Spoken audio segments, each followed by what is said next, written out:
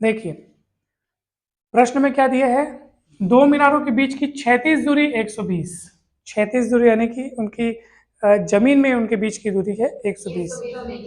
चलिए एक काम करता हूं मैं, यहाँ पे मैं आपको मीनार का फोटो बना के दिखाता हूँ। ये देखो, ये एक मीनार हो गई और ये हो गई दूसरी मीनार, ठीक है, एक बड़ी एक छोटी।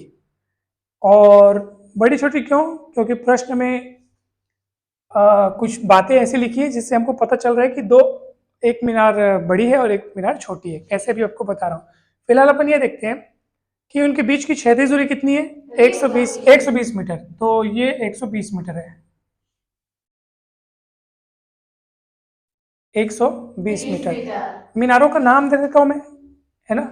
इस मीनार को बोल देता हूँ AB, उस मीनार को बोल देता हूं मैं CD। ठीक है, अपन बोल देते हैं, मान लो AB और CD दो मीनारें हैं। AB और CD क्या है, दो मीनारें हैं। और दोनों के बीच की दूरी, दोनों के बीच की दूरी मतलब बिंदु B और बिंदु D के बीच की दूरी कितनी है? तब प्रश्न से B से D की दूरी है 120 मीटर। ठीक है, अब सुनो, अब जबरदस्त बात यहाँ पे देखने को मिल रही है। दूसरी मीनार के शीर्ष से देखने पर, आप एक काम करो ना, आप ना इसको पहली मीनार मानो। एक काम करते हैं, इसको ना पहली मीनार मानते हैं, ठीक है, इसको पहली मीनार AB और इसको क्या बोलते थे अपन, CD। ठीक है, ये ऐसा करते थे। क्यों बताऊं? क्योंकि देख क्या लिखा है, दूसरी मीनार के शीर्ष से देखने पर प्रथम मीनार के शिखर का उन्नयन कोण, यानी कि दूसरी मीनार का शीर्ष, यानी ये इसको अपन में दूसरी मीनार बोले ना, तो दूसरी मीनार का शीर्ष ये वाला हो जाएगा। शीर्ष मतलब ऊपरी बिंदु को बोलते हैं, समझ में आ रहा है? ये आधार बिंदु हो गया, ये ऊपरी बिंदु हो गया, ठीक है, ये शीर्ष हो गया। और दूसरी मीनार के शीर्ष बिंदु से प्रथम मीनार के शिखर को देखने पर, प्रथम मीनार का शिखर ऊपर है, उसका उन्नयन कोण कितना बन रहा है? उन्नयन कोण बोलने हैं मतलब साफ साफ पता चल रहा है सर कि दूसरी मीनार छोटी है, प्रथम मीनार बड़ी है। तभी तो दूसरी वाली जब पहली वाली को देख रहे तो सिर उठा के देख रहा है। इससे पता चल रहा है कि सर दूसरा मीनार छोटा है। बात समझ में आ रही है? आप इस लाइन को पढ़ो ना, क्या बोल रहा है, दूसरी मीनार के शीर्ष से देखने पर प्रथम मीनार के शिखर का उन्नयन कोण, यानी ये वाला कोण सर, ये वाला कोण, ये वाला कोण, एक लाइन में यहां से खींच लेता हूं, ये कितना है बताओ, 30 अंश। उन्नयन कोण मतलब ऑब्वियस सी बात है, जरूर सर प्रथम मीनार ज्यादा बड़ी है और दूसरी मीनार थोड़ी छोटी है। तभी दूसरी मीनार के छत पर भी कोई आदमी खड़ा होगा और प्रथम मीनार के छत को देखेगा। अगर मान लीजिए ये वाली मीनार छोटी होती इससे, थोड़ी देर के लिए मान लो, थोड़ी देर के मान लो कि ये मीनार छोटी होती और इधर वाला आदमी इस मीनार को देखता, तो ऊपर क्यों देखता? जब उसकी छत नीचे है तो क्या देखता? नीचे देखता। और जब नीचे देखता तो ये फिर उन्नयन कोण नहीं होता, उसको क्या बोलते अपन? अवनमन कोण बोलते। कौन सा कोण बोलते? अवनमन कोण। क्योंकि जब हम क्षैतिज से नीचे किसी वस्तु को देखते हैं, उस दिन बताया था ना, क्षैतिज से नीचे किसी वस्तु को देखते हैं तो जो कोण बनता है उसको अवनमन कोण बोलते हैं। मगर यहाँ पे क्या दिया सर? उन्नयन कोण। तो ये बात समझ में आ गई कि उन्नयन कोण दिया मतलब इससे साबित होता है कि दूसरी मीनार सर थोड़ी कम ऊंची है, प्रथम मीनार ज्यादा ऊंची है। तभी दूसरी मीनार के शिखर पर भी कोई आदमी अगर खड़े होके प्रथम मीनार के शिखर को देखेगा तो क्योंकि वो उन्नयन कोण बन रहा है, एंगल ऑफ एलिवेशन बन रहा है, तो एंगल ऑफ एलिवेशन तब ना बनेगा जब वो वाली बिल्डिंग और ज्यादा ऊंची होगी तब। मैं जो बोल रहा हूँ कुछ समझ में आ रहा है? तो कितना अंश बन रहा है? 30 अंश। ठीक है, दूसरी मीनार की ऊंचाई कितनी है सर? 40 मीटर। 40 मीटर सर, ये दूसरी मीनार की ऊंचाई है 40 मीटर। तो लिख देते हैं अपन, तथा दूसरी मीनार जिसका की ऊंचाई कितनी है? 40 मीटर। ऊंचाई CD 40 मीटर है, पक्का। और अपने को क्या ज्ञात करना है? प्रथम मीनार की ऊंचाई, यानी कि अपने को AB ज्ञात करना है। क्या ज्ञात करना है? AB ज्ञात करना है। ठीक है, अब सब ध्यान से देखो, यहां पे एक मैं बिंदु ले लेता हूं E। क्या ले लेता हूं? E। और ये 40 मीटर है आपका। ए बी अपने को ज्ञात करना है सर, एकदम ध्यान से देखना है ना, ए बी अपने को ज्ञात करना है। तो सब लोग चित्र को देखो एकदम अच्छे से, एकदम अच्छे से चित्र को देखो। ये 120 है, तो ये सामने वाला कितना होगा, वो भी 120 होगा। आमने सामने की भुजाएं बराबर रहती है, क्योंकि ये आयत के रूप में दिख रहा है हमको। किस रूप में दिख रहा है? तो ये 120 है, तो क्या होगा, ये 120 ये भी होगा। आप लिख सकते हो आराम से कि चित्र में सर, चित्र में हमको सी से ई के बीच की दूरी, सी से ई के बीच की दूरी उतनी ही होगी जितनी की कितनी होगी, डी से बीच है ना, डी से बी जितना होगा उतना ही सी से ई होगा। क्यों? क्योंकि ये आमने सामने है ना, बराबर होगा ना भाई। रेक्टेंगल बन रहा है ना, एक आयत बन रहा है ना, रेक्टेंगल बन रहा है।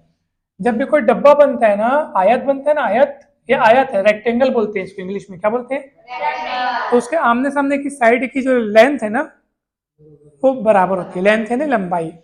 ये किसके बराबर होगी? इसके बराबर। ये किसके बराबर होगी? इसके बराबर। वैसे इस फोटो में कौन कौन किसके किसके बराबर होगा? BD बराबर होगा CE के, और CD बराबर होगा EB के। समझ में आया? जैसे ये 40 है, वो भी कितना होगा? 40 होगा। समझ में आया कि नहीं बताओ? पक्का? कोई डाउट है क्या? चलिए, अब आप सब उधर ध्यान दीजिए और मैं आपको बता रहा हूं।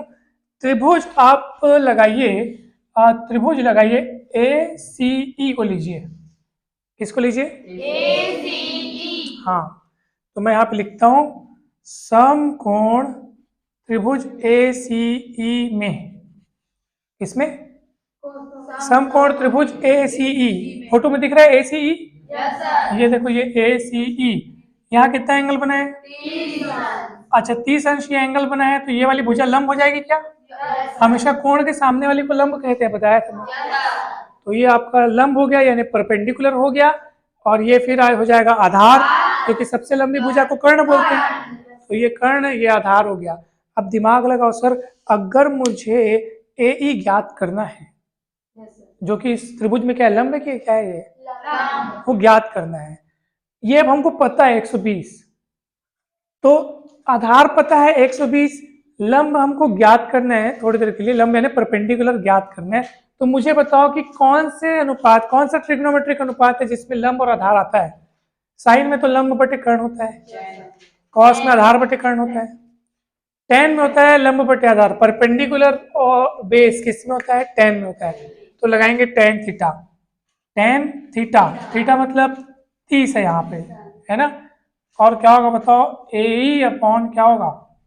CE, लंब बटे आधार, यानी कि परपेंडिकुलर अपॉन बेस।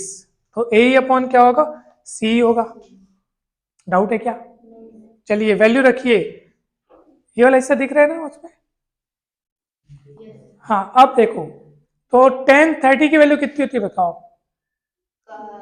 tan 30 की वैल्यू कितनी होती है? 1/√3। ठीक है, AE पता करना है। CE ये कौन है? फोटो में देखो CE कौन है? 120 है ना।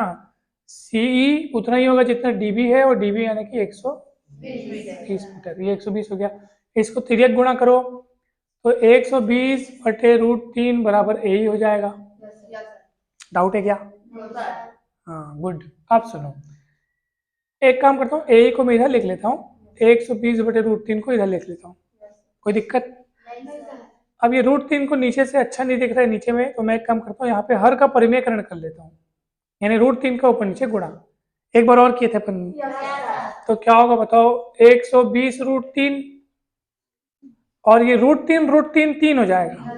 ये ऊपर वाला √3 है, ये ऊपर वाला √3, और √3 3 से कटेगा 120, 3 एक कम, 3 चौक 12, और इस शून्य लगाएंगे तो कितना बचेगा? 40√3। क्लियर है? ये कहाँ से कहाँ तक की दूरी है? AE मतलब ये AE, लेकिन हमको निकालना क्या है? हमको तो पूरा दूसरा दूसरा नहीं यार, पहला मीनार AB है ना, पहला मीनार, इस पूरे की लंबाई ज्ञात करनी है। लेकिन वो काम अब ज्यादा मुश्किल नहीं, बताऊं क्यों? क्योंकि ऑलरेडी हमको E से B तक की लंबाई पता है 40। ये कैसे पता चला? ये 40 कैसे हुआ? हाँ, क्योंकि दूसरा मीनार का ऊंचाई 40 था ना, तो उसके सीधे में उतना ही लंबाई अपन ये बिंदु, देखो यहाँ पे एक लाइन खींच के मैं इसको E बोल दिया था, और ये वाली दूरी सेम होगी, तो ये 40 तो ये भी 40। अब ये 40 है और यहाँ से यहाँ तक लंबाई अपन ने पता कर लिया है 40√3, तो टोटल लंबाई पता करने के लिए क्या करना पड़ेगा? जोड़ना पड़ेगा, सीधी सी बात है।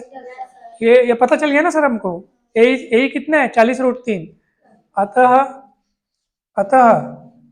क्या बोलेंगे सर? अतः प्रथम मीनार की, कौन से मीनार की? प्रथम मीनार की ऊंचाई, और प्रथम मीनार यानी ए बी, और ए से लेकर अगर आपको कहां तक जाना है तो आपको क्या करना पड़ेगा? पहले ए की लंबाई को निकालना पड़ेगा, जो कि निकाल चुके हैं, और फिर ई से बी तक की लंबाई। नहीं समझ में है?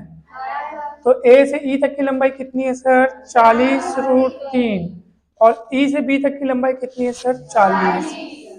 डाउट है क्या? कॉमन क्या निकलेगा सर? 40।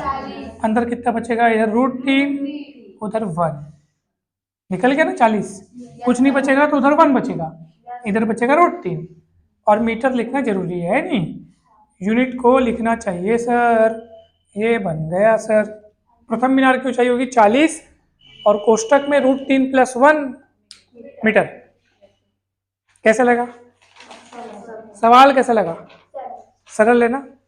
चलिए फटाक से 1 सेकंड में नोट कीजिए, फिर नेक्स्ट बताते हैं।